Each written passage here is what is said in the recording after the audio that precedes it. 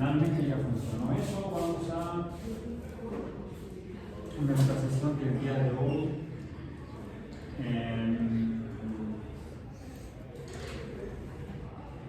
De nuestro curso de la UEA de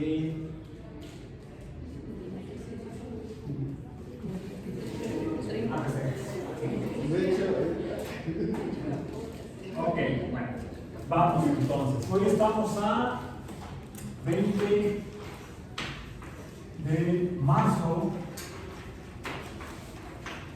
de 2025 en Biomatemáticas 2, 20 de marzo. Hoy es un día peculiar.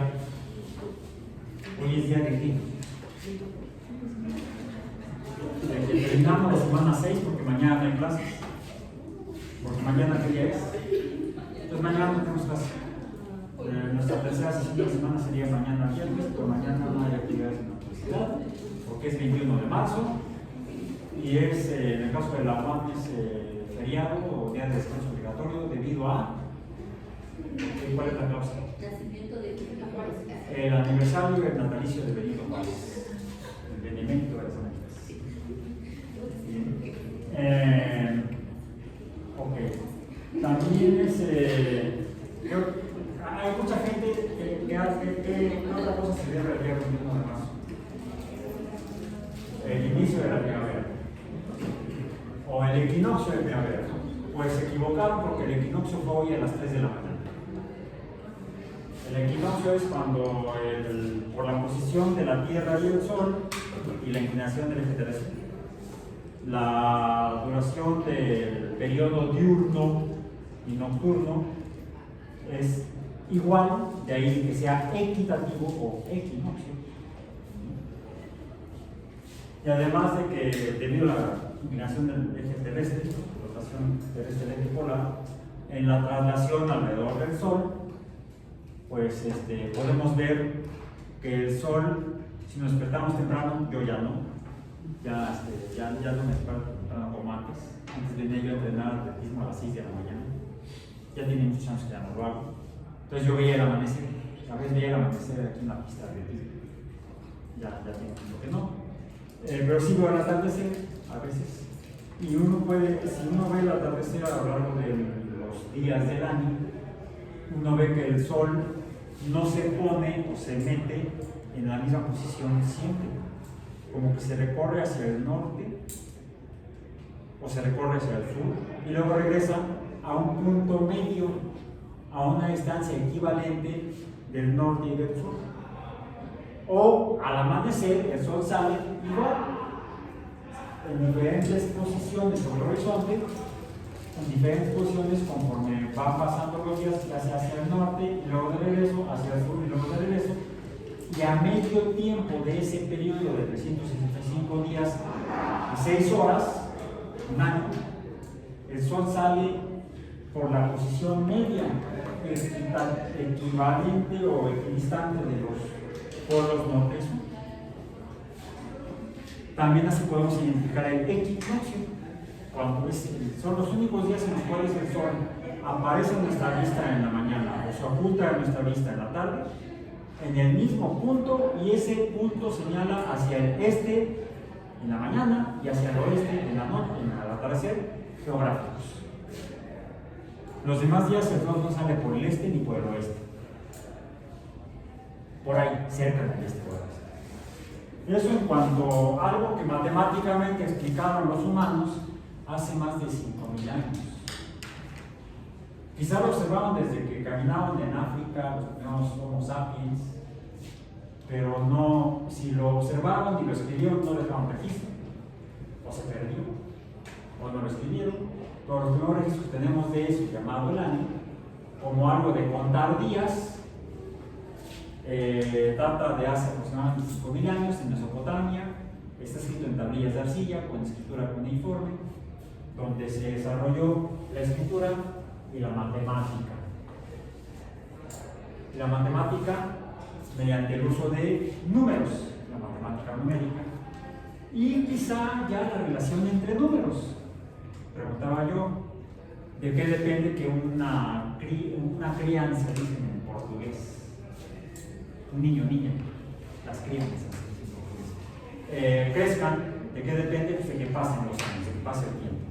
Entonces hay una relación entre, vamos a decir, la talla,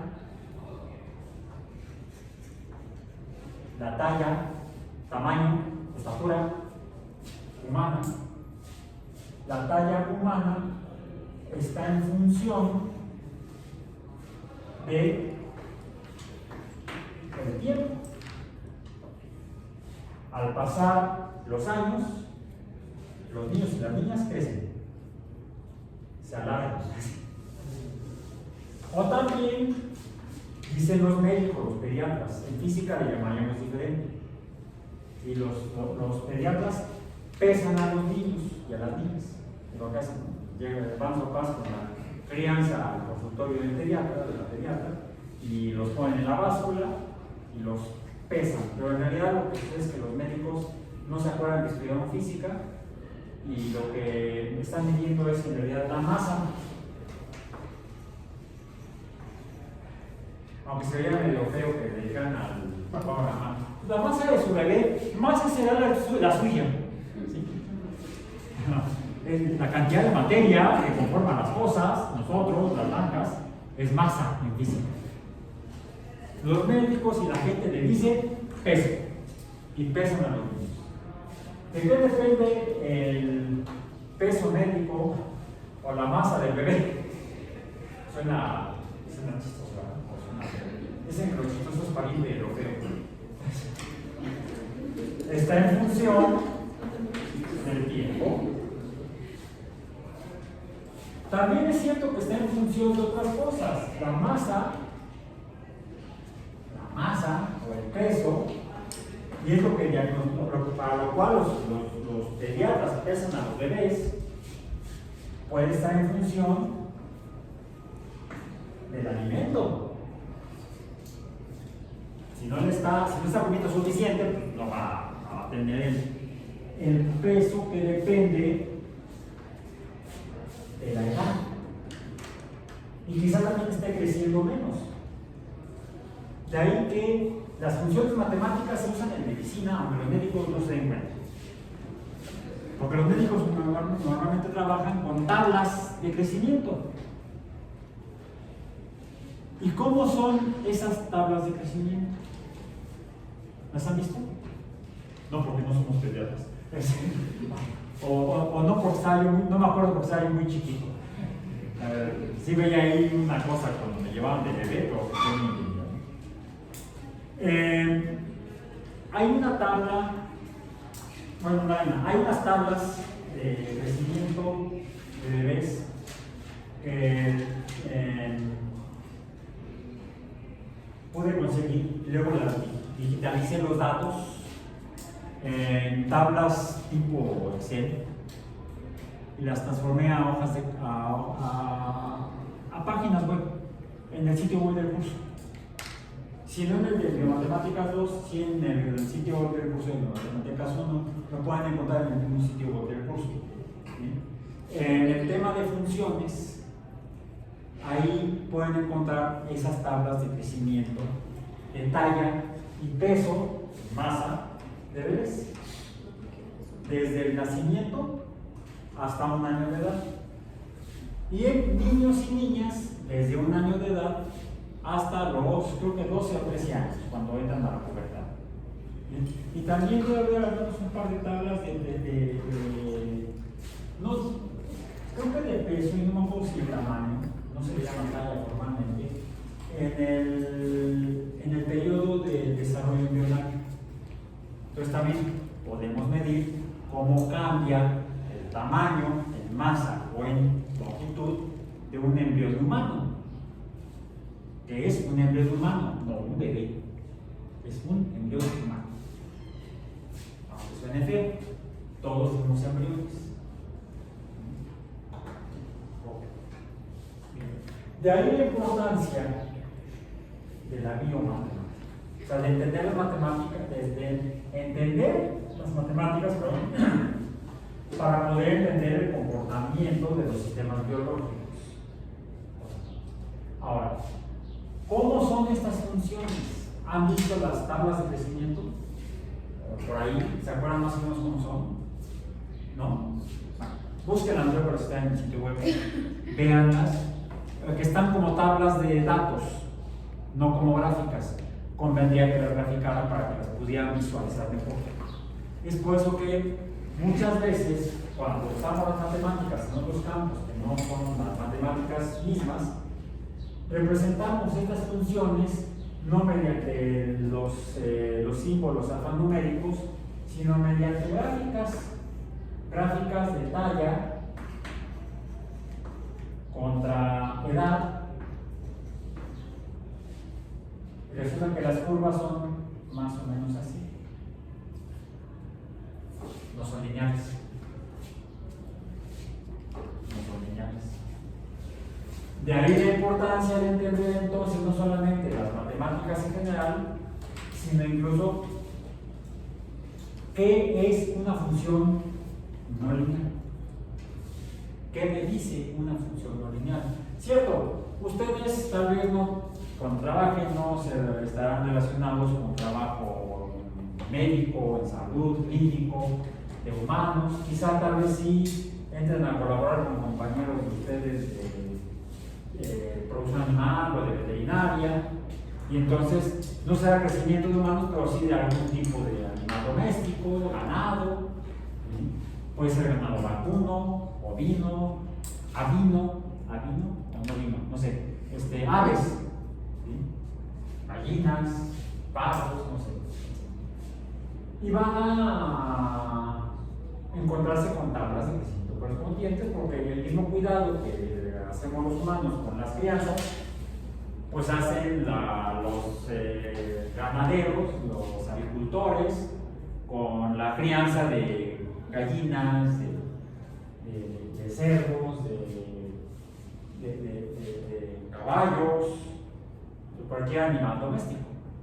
O incluso quienes están al cuidado de los animales que se encuentran, animales silvestres o originalmente silvestres que se encuentran en cautiverio.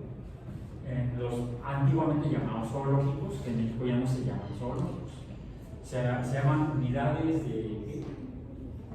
de manejo animal, algo así, UMAS, unidades de manejo animal, que ya tienen que cumplir con un montón de normas oficiales para poder tener animales a resguardo, incluso para reproducción o para recuperación, para conservación de especies amenazadas o en peligro. Ya no son lugares para exhibición de animales, son lugares para donde trabaja gente de las ciencias biológicas al cuidado de animales que se encuentran por diferentes motivos en cautiverio. Y hay que cuidar que estén sanos.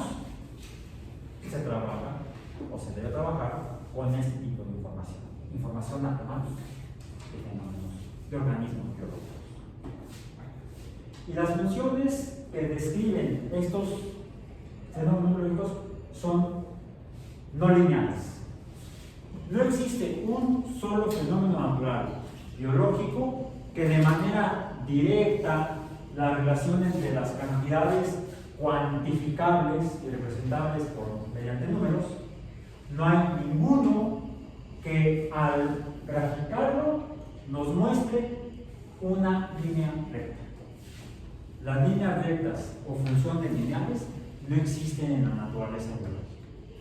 En ningún fenómeno existen como tales.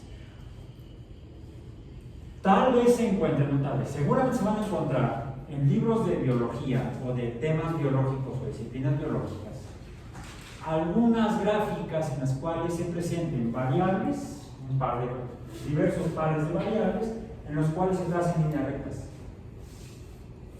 Todas esas son líneas artificialmente linealizadas. Son funciones o fenómenos artificialmente linealizados. Porque de manera natural, cuando uno va al campo o está en un espacio controlado, un laboratorio, y está midiendo variables de sistemas biológicos, pueden ser animales, plantas, bacterias, lo que sea, cualquier sistema biológico, y obtienen datos numéricos cuentan cosas, miden cantidades variables, al relacionarlas matemáticamente, nunca van a encontrar que le puedan juntar los puntos de la medición en una línea recta. A veces artificialmente, y eso lo van a revisar en sus cursos de biometría o van a decir de estadística, pero otra vez, en métodos estadísticos,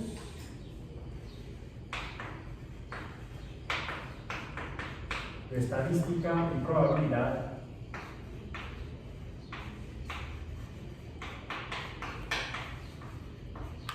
van a encontrar muy seguramente datos de que le llaman regresión lineal.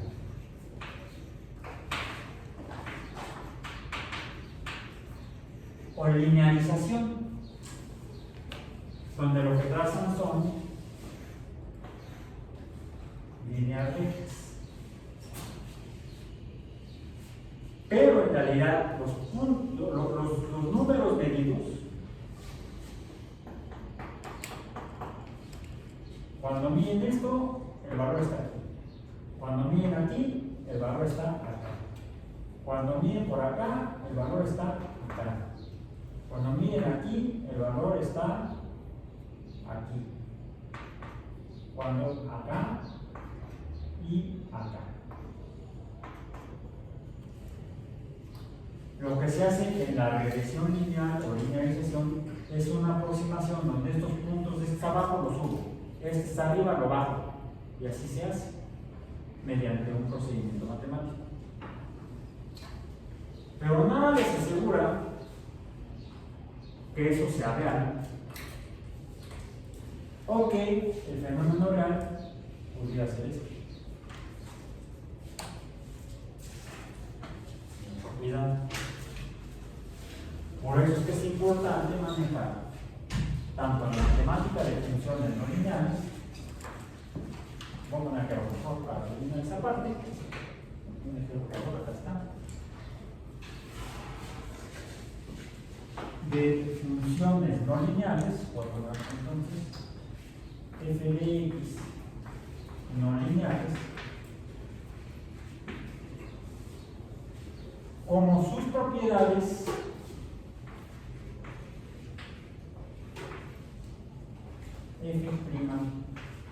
de x por su derivada.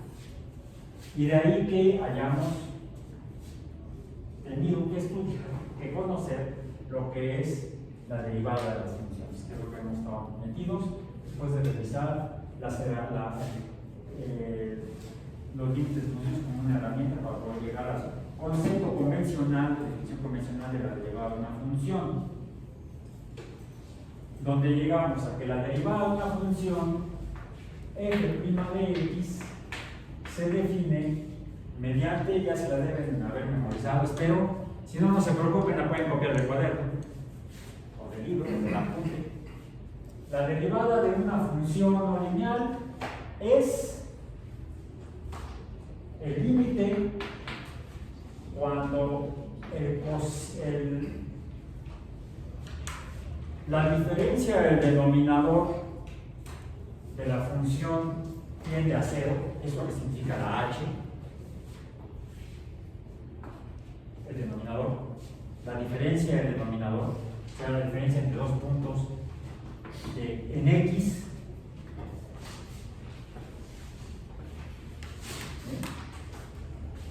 es igual el límite de la derivada de la función es el límite cuando la diferencia del denominador tiende a cero de la función en el valor x más esta diferencia menos el valor inicial de la función entre la diferencia del denominador, que es delta x, donde delta x tiende a cero. Aquí tenemos delta y, y2 menos y1, pero esto es la pendiente en un punto.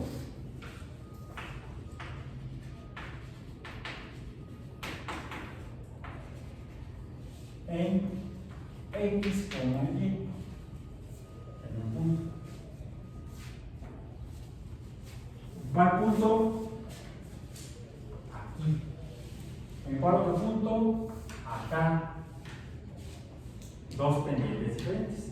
En cada punto de este trazo de X hay una pendiente diferente y la calculamos mediante esta definición del límite de función.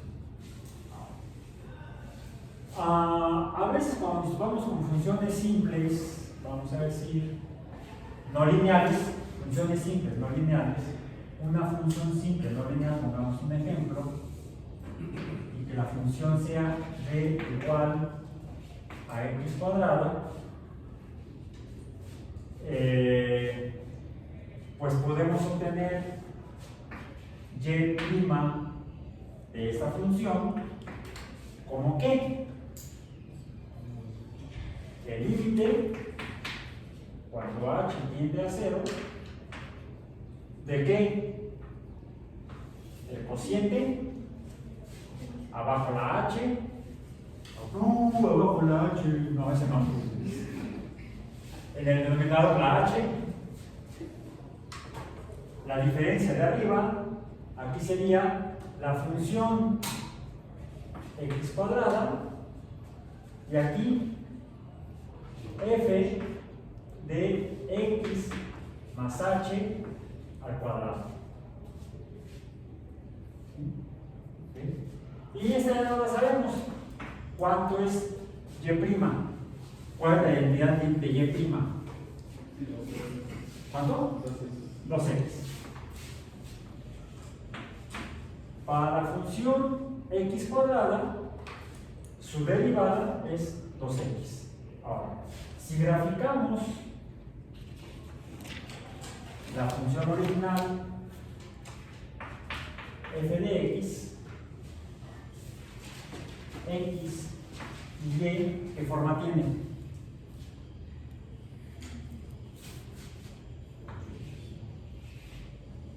Una parábola más o menos así.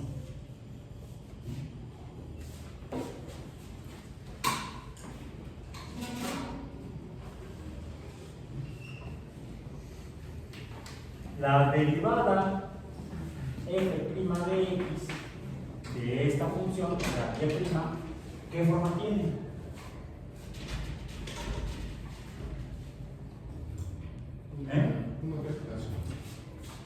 Espérame más, déjame vuelvo a trazar el sistema cartesiano. Ahí está. X, aquí sea x y x y y. ¿Qué forma tiene?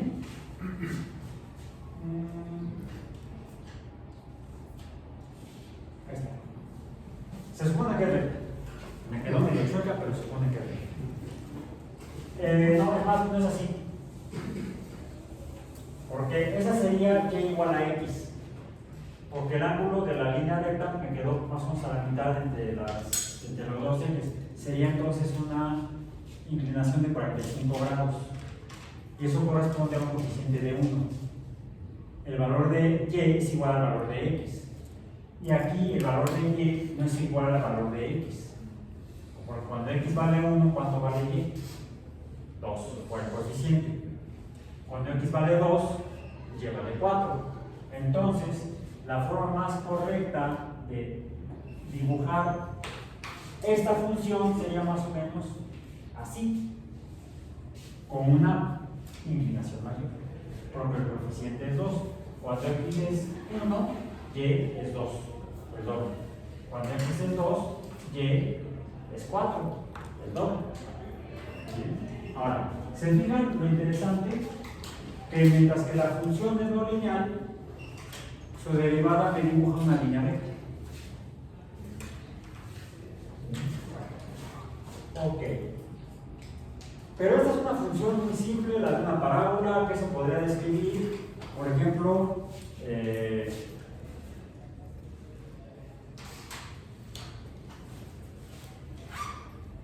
la falta de pan, galletas de animalitos, la falta de pelota, un volador. Bueno, no llegó tanto. Como no es pelota, es volador y es irregular su forma, no es esférica. Pero, ¿cómo se movió? Con la bolita. Nada más que cuál sería la función. Menos x cuadrado. Menos x cuadrado. Porque es, en lugar de que sea cóncava arriba, la función, como x cuadrada, la curva es cóncava abajo. ¿Cuál es la derivada del movimiento del borrador cuando voló? Menos 2x. Vamos a dibujarla. Aprovechando que es azul el borrador, tengo el gis azul. La curva de lanzamiento del borrador sería esta, de la función. Y la curva de la derivada, no es curva, sería esta. Bueno, tiene que pasar por el origen. Tendría que ser, voy a hacer así, un poco de trampa.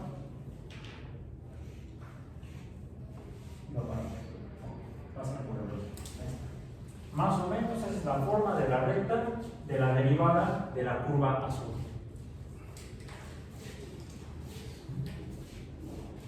Como se dan cuenta, no es así como que, ¡uy, qué miedo!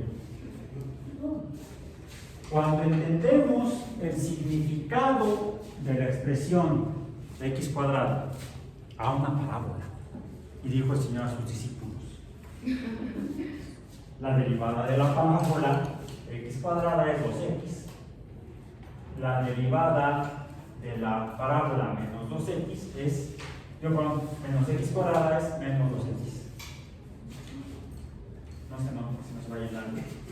Se va a llenar de gis y este lo tengo para el pizarrón blanco cuando no hay más pizarrón blanco. No me gustan tanto como pizarrones.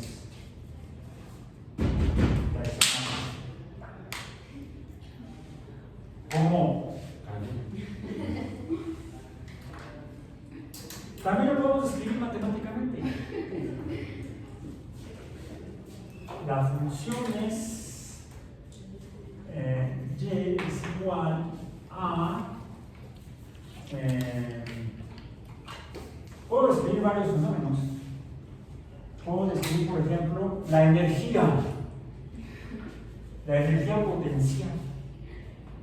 La energía potencial es la masa del borrador por la aceleración de gravedad de la Tierra por la altura. Es una función. Hay día, pero este cuadro va a viajar. No necesariamente. El borrador es uno, no cambia. Su masa, aquí se puede decir la masa del borrador y nadie se ofende. No, mientras no sea la mamá del borrador, nadie se ofende. ¿La masa es constante? Sí, el borrador no cambió, sigue teniendo la misma cantidad de materia. La aceleración de gravedad es casi constante. Es casi constante. Pero lo que va cambiando es la altura. La energía, conforme va cambiando la altura, va cambiando la energía. Y no es lo mismo que te caiga en el pie, teniendo el pie acá, teniendo el pie acá. La altura, mientras mayor sea la altura, mayor sea la energía del trancazo. Entonces, eso nos puede explicar un fenómeno donde parecería que es lineal, pero no es lineal porque aquí está implícita la aceleración, donde la aceleración es x entre t cuadrado. La aceleración es que g es igual a una forma de aceleración. ¿Bien? Podemos preguntarnos, a una distancia constante, ¿cómo cambia la aceleración en función del tiempo? Y tendríamos entonces A igual a un número entre t al cuadrado. Esto podría ser, en términos genéricos, visto acá como una función y igual a, digamos, 2 metros, más o menos acá, entre x cuadrada.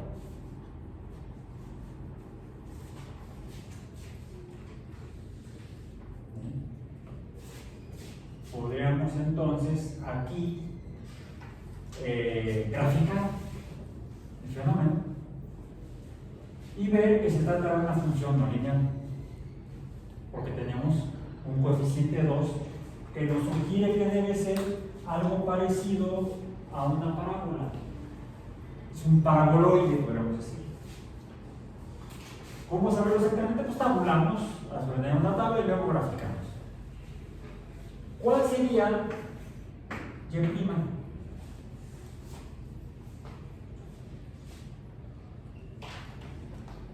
Podemos usar alguna de las reglas de derivada que vimos en la sesión pasada.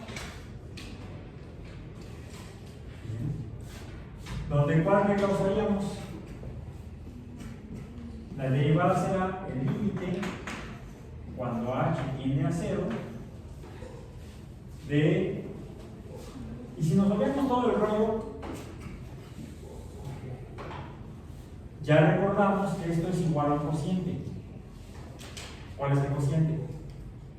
Consulten su apunte de ayer, lo vimos ayer. No me digan que tienen más Alzheimer que yo. Aquí sería,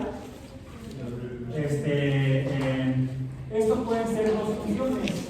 Esto es equivalente a tener f de x entre g de x. Y entonces sabemos que aquí abajo es g cuadrada y acá arriba es f por la derivada de g menos g por la derivada de f. ¿Ok? Háganlo en casa.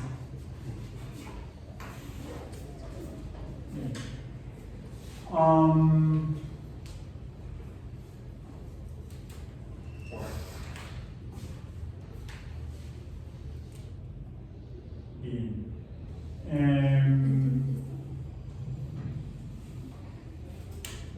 Imaginemos que ahora lo que tenemos es que conocemos la aceleración. O no conocemos la aceleración.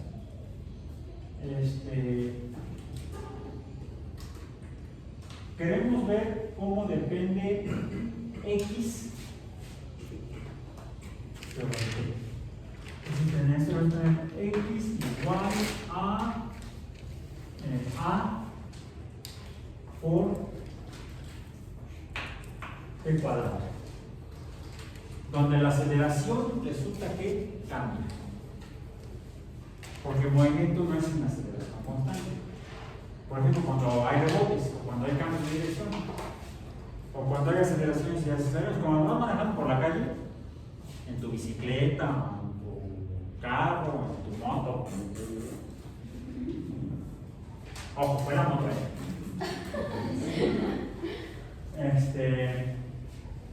O en tu patín del diablo.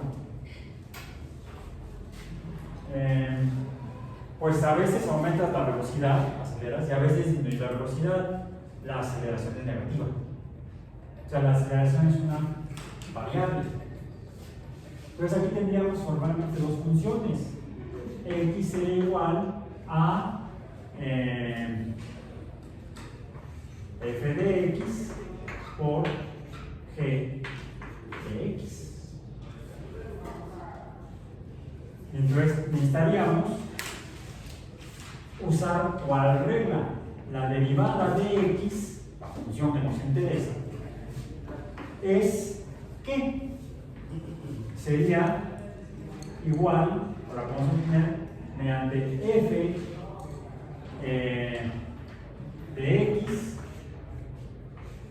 por la derivada de g de x más g de x por la derivada de f de x.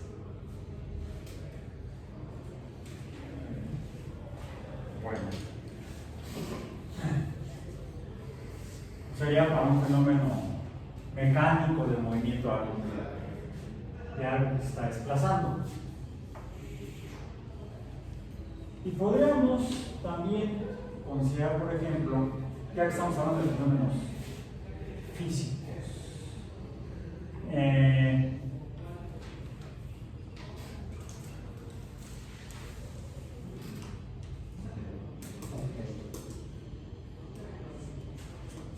han buceado. ¿Quién está en hidrobiología? Levanten la mano. Está en hidrobiología. ¿No hay hidrobiólogos aquí? ¿No hay gente de hidrobiología? ¿Sí? ¿No? ¿Nadie? ¿Pura gente de biología? Ah, ¿qué pasa con los hidrobiólogos? Está en el agua. Bueno, aún así, yo no soy hidrobiólogo, pero aprendí a bucear.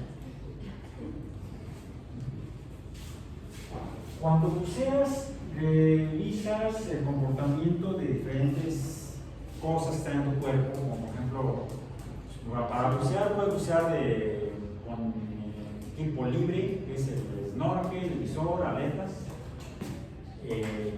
traje de baño menos que sea en Cipolite, si es una playa nudista en Oaxaca. Hay nudistas más que o no vas desnudo porque tienes el visor, el snorkel y las aletas. Desnudo no estás. Pero en otro lado tienes que llevar un traje de baño. No hay mayor problema.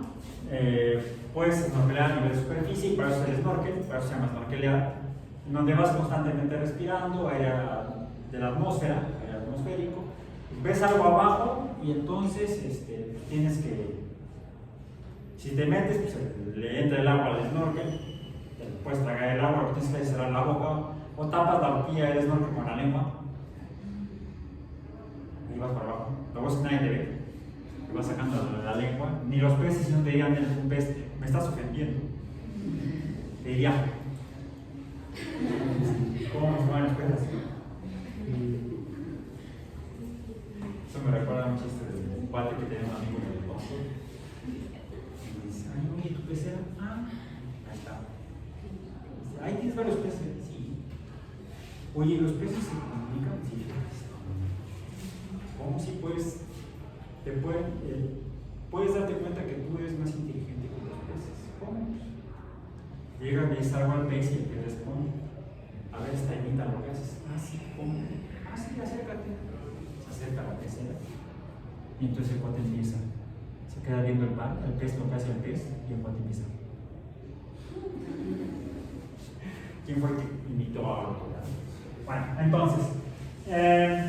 No, cuando buceas con snorkel solamente tomas aire atmosférico, tapas con la lengua el snorkel y puedes bajar. Seguramente hasta unos 10, 15 metros tranquilamente. En apnea le llamamos. Tomas aire, 3 respiraciones profundas y puedes estar hasta seguro un minuto, minuto y medio abajo. Depende de qué tan bien estés de salud, que no hayas fumado la noche anterior. Yo nunca he fumado. Y estés sano, puedes fácilmente hacer una apnea de minuto a minuto y medio con entrenamiento, por supuesto. Si no, ni 10 segundos. La otra es hacer el buceo con equipo autónomo, se le llama, o scuba. El tanque y el regulador y eso no se llama tanque, pero son los del gas, y se llaman cilindros. El cilindro, el regulador, la válvula. Pero hay un problema, que lo que respiramos aquí no es aire, no es solamente un gas, es una mezcla de gases. Ay, así, profesor, ayer tuvimos contingencia. Por cierto, hoy sigue la contingencia, no sé, pero hoy es una contingencia ambiental, porque además de el oxígeno que es como el 21%, el nitrógeno que es como el 70%, hay otras porquerías en la atmósfera.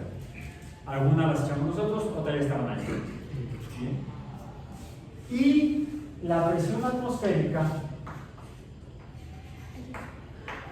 en realidad, es consecuencia de la suma de las presiones parciales de los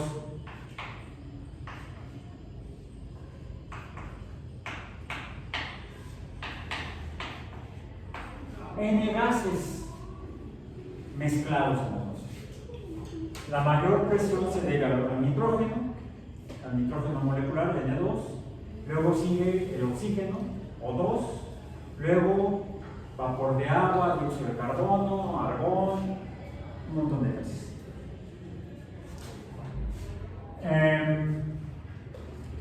Bien. La presión parcial, la presión total atmosférica es proporcional o es el producto a la sumatoria, es la suma de las cantidades o presiones parciales de cada gas, que son diferentes, pero todas ellas son descriptibles mediante la ley general de los gases, PV igual a nRT, donde P es la presión del gas correspondiente, B es el volumen que ocupa, N es la cantidad de partículas del gas, la unidad le llamamos mol o mole, no confundir con el de olla, ni de cadera, ni todo eso, y la cantidad de sustancia decimos. R la constante universal de los gases y T la temperatura ambiental. La temperatura ambiental. Por ejemplo, ahora tengo la temperatura ambiental. La temperatura ambiental en la Ciudad de México ahorita es de 22 grados Celsius. Lo que se acerca a lo que en físico-química llamamos la temperatura estándar, que es de 21 grados Celsius. Normalmente se establece esto precisamente a 21 grados Celsius y entonces se convierte esto en una constante. Esto es una constante. A cantidad de cada partícula, por supuesto. Entonces podríamos encontrar que la presión es igual a nRT entre P. Y esto es importante porque el volumen de los gases, ¿de qué depende? Pues del espacio que ocupan, pero eso depende de la presión. Si presionamos, cuando nos va a un volumen menor, si despresionamos, cuando nos va a un volumen mayor. Pero hay un segundo efecto, que lo escribe la ley de Henry. Estas son la combinación de las leyes de Charles, de Gay-Lussac y la ley de Boyle, que son las que nos describen la relación entre presión-volumen, presión y temperatura, y volumen y temperatura. Son esas tres leyes de la física. No voy a entrar en detalle en ellos, pueden revisar en sus libros de física, si los tienen guardados. Si no, pueden buscar en internet. Junto a las tres leyes de la física que explican el comportamiento de gases, pues tenemos lo que es la ley general de los gases, la ley general de los gases. Ideales se llaman, porque hay algunas cosas medio chistosas, raras. Si no la recuerdan, nada más acuérdense que Pancho Villa nunca reprobó termodinámica. Pancho Villa nunca reprobó termodinámica. No sé ustedes, pero Pancho no. Yo lo que reprobé fue química orgánica 2. Ya después la pasé, la recursé y ya la quedé. Bueno, entonces, pero termodinámica no la reprobé tampoco, como Pancho. Entonces, es la ley, no la ley de Pancho Villa, la ley general de los gases, que está compuesta de serie por la ley de Gay-Lussac, la ley de Boyle-Mariotte y la ley de Charles ¿cuál fue la otra que dije? Ley de Charles, ley de Gray-Lussac y ley de Boyle. De Boyle, no de Boyle. Que opera con base en esto, de Boyle, que usamos gas, pero no, bueno, otro gas también puede ser en la atmósfera, que puede ser el gas propano, sobre todo cuando se escapa de los tanques de gas, esos son tanques. Bueno, ¿cuál es el punto? Hay otra ley que es la ley de Henry. La ley de Henry describe que dependiendo de la presión, algunos gases se van a disolver en agua, por ejemplo. Depende de la presión. La solubilidad de un gas, que pase de estar en forma de gas, como en el aire, a que se disuelva en el agua, por ejemplo, en el agua del océano, en el agua de un lago, en el agua de una alberca, depende de la presión. Y cuando uno se mete a una columna de agua, en una alberca, en un lago o al mar, pues al aumentar la cantidad de agua arriba de uno, aumenta la presión del líquido del agua. De hecho, en agua marina, hasta la fecha, no sé si con el cambio climático vaya a cambiar, sí va a cambiar, porque depende de la concentración de solutos en el agua de mar. El agua de mar tiene un montón de solutos, muchas sales, para que sepa puede ser otra cocinada, sepa sudor, sepa salada.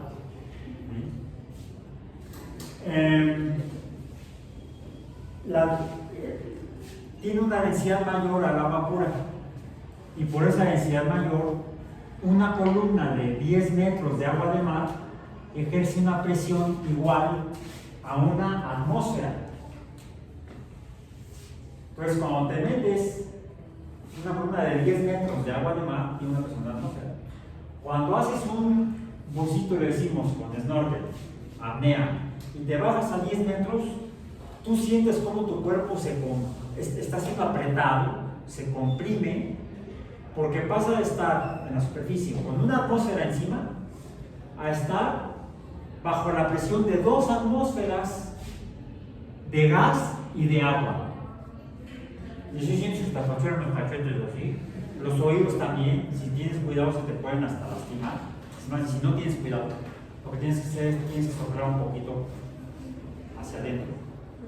Entonces el aire de los pulmones empujan tus tímpanos hacia afuera, y entonces ya si te empiezan a doler, pues te deja de doler, y además es más difícil que el agua siga presionando con el riesgo de que puedan llegar a romperse los tímpanos. Entonces hay que aprender a bucear, no nada más ya lo voy a hacer, ¿no? Hay que búsquense a un buen instructor. Pues eso se debe a la cantidad de agua. 10 metros. Si bajamos 20 metros, pues ya son 3 atmósferas, la de aire, la de gases, más 10 metros de agua y otros 10 metros de agua, 2 atmósferas de presión de agua, más la presión de la atmósfera, estamos a 3 atmósferas de presión. Sí, en buceo libre de snorkel difícilmente vas a llegar a 20 metros, solamente que tengas ya mucha práctica. Pero 10 metros fácilmente lo bajas. Entonces, es difícil que estés a presiones de 3 atmósferas. Estarás de 2 y media atmósferas como mucho.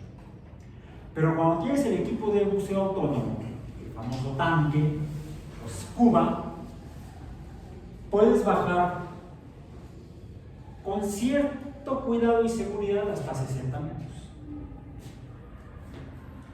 Pero hay un problema.